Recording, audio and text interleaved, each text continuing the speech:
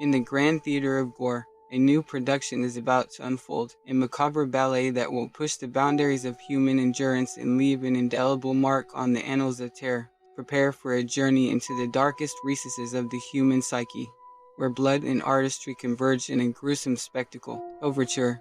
The first cut. The stage is set in the heart of a bustling metropolis, where the bright lights of the city mask the shadows that lurk beneath. The curtain rises on a scene that would forever scar the minds of those who bear witness. A renowned opera house, known for its grand productions, becomes the playground for a deranged artist. The night's performance, a sold-out show, was to be a celebration of classical music, but as the orchestra tuned their instruments, a different kind of melody took center stage. The conductor, a respected maestro, fell victim to a gruesome display. His body, suspended above the stage, was transformed into a living canvas, each cut precise and deliberate, creating a macabre symphony of blood. The killer, dressed in a black opera cloak, stood amidst the horrified audience, their face hidden behind a grotesque mask. With a voice that echoed through the hall, they introduced themselves as the Maestro of Mayhem, here to conduct a symphony of slaughter. The maestro's obsession with opera drove them to target the stars of the stage. The lead soprano, Isabella, renowned for her angelic voice, became the next victim. Her dressing room was transformed into a chamber of horrors. Isabella's beautiful voice, once a source of joy, now echoed in agonizing screams as the maestro subjected her to a series of tortures inspired by famous operas. Her throat, a precious instrument, was subjected to a twisted version of the bell song from Lakme, where razor-sharp blades replaced the delicate bells, silencing her forever. The famous aria Visi Dark from Tosca became a cruel mockery as Isabella was forced to endure a slow, agonizing death, her final breath a haunting echo. The maestro, in a twisted display of affection, preserved Isabella's body, posing her in a scene from her most celebrated role, forever freezing her in a macabre tableau vivant. The maestro's attention turned to the ballet troupe, graceful dancers who became the next instruments in their gruesome composition. In a chilling scene,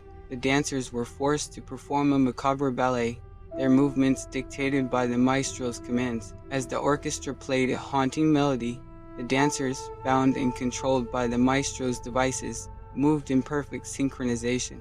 Each step, a struggle against their restraints, told a story of agony and despair. The climax came when the dancers, in a twisted pas de deux, were forced to cut and mutilate each other, their blood staining the pristine stage. The audience, trapped in a nightmare, became unwilling participants in the maestro's grand performance. As the intermission began, they discovered that escape was impossible. The exits were sealed, and the theater transformed into a chamber of horrors. The maestro's voice, echoing through the speakers, taunted them, promising a front row seat to the night's main event. In the climactic act, the maestro revealed their ultimate creation, a gruesome opera set piece. The stage transformed into a hellish landscape, with bodies suspended in midair, each positioned to tell a story of agony and despair. The remaining cast and crew, now captives, were forced to perform in this nightmarish opera. The maestro, conducting with a blood-stained baton, led the orchestra through a chilling rendition of a famous opera score.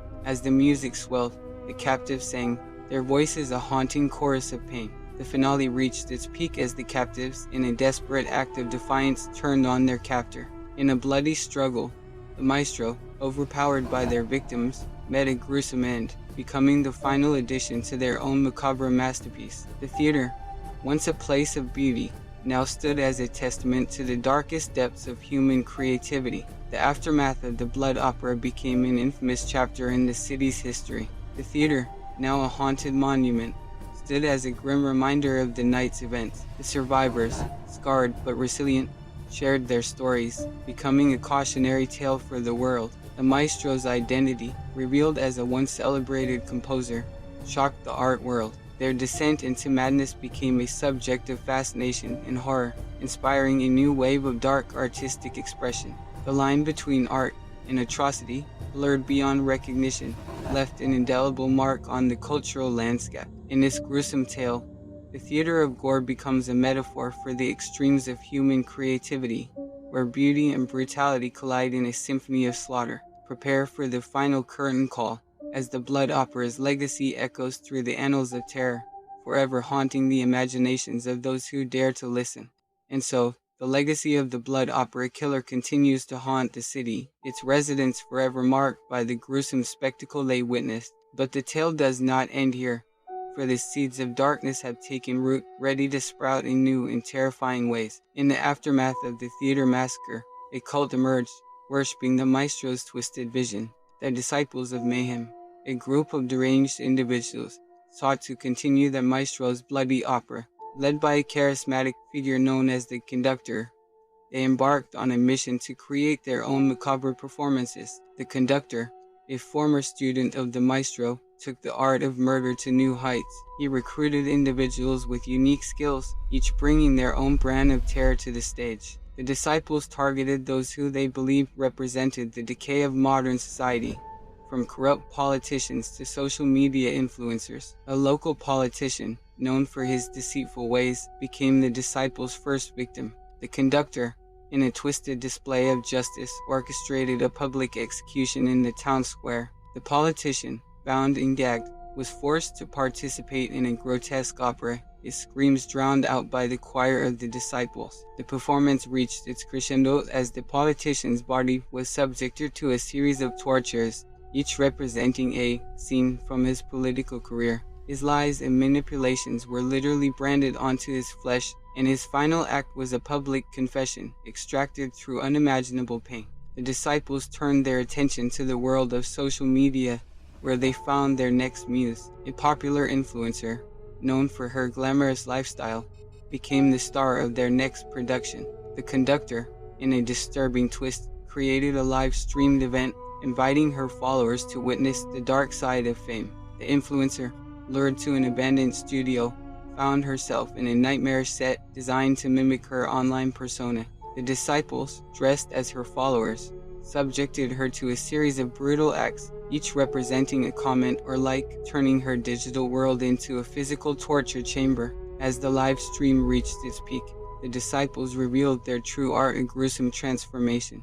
The influencer's body, modified and distorted, became a living sculpture, a twisted reflection of the online persona she had crafted. The authorities, closing in on the disciples, set a trap, using a renowned art critic as bait. The conductor, unable to resist the opportunity to showcase their work, took the bait, leading to a climactic showdown. In an abandoned warehouse transformed into a grand opera house, the final performance unfolded. The art critic, a captive audience, was forced to review each gruesome act, his words twisted and used against him. The disciples, in a frenzy of creativity, pushed the boundaries of pain and art. The conductor, in a mad frenzy, conducted his disciples in a symphony of slaughter, each movement more brutal than the last. As the final note sounded, the conductor revealed his grand finale macabre masterpiece, a pyramid of bodies, each victim positioned to tell a story of the city's descent into chaos. The disciples of mayhem,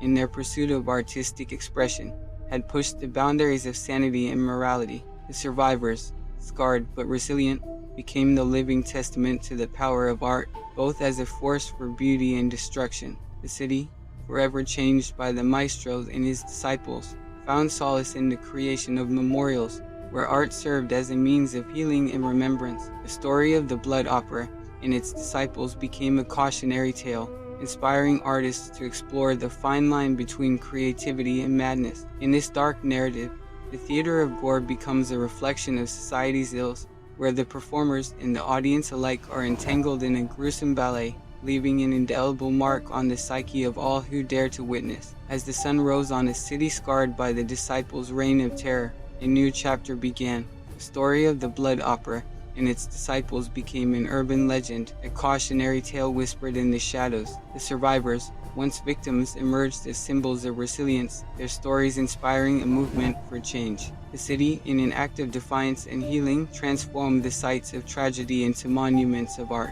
The abandoned warehouse, once a stage for horror, became a gallery showcasing the power of redemption through creativity. The victims' stories were immortalized in paintings, sculptures, and digital art, each piece a testament to the human spirit's ability to overcome. The former disciples, now captured and facing justice, found their own twisted art used against them in court. The prosecution, in a dramatic display, presented the evidence of their crimes as a macabre exhibition, forcing the jury to confront the horrors firsthand. The trial became a media sensation, sparking debates about art, morality, and the boundaries of free expression. In the online realm, a digital renaissance emerged, fueled by the desire to reclaim the internet from the shadows of the disciples. Hacktivists and digital artists banded together, creating a virtual movement to counter the disciples' legacy. They flooded the web with positive, inspiring content, using technology to heal and connect.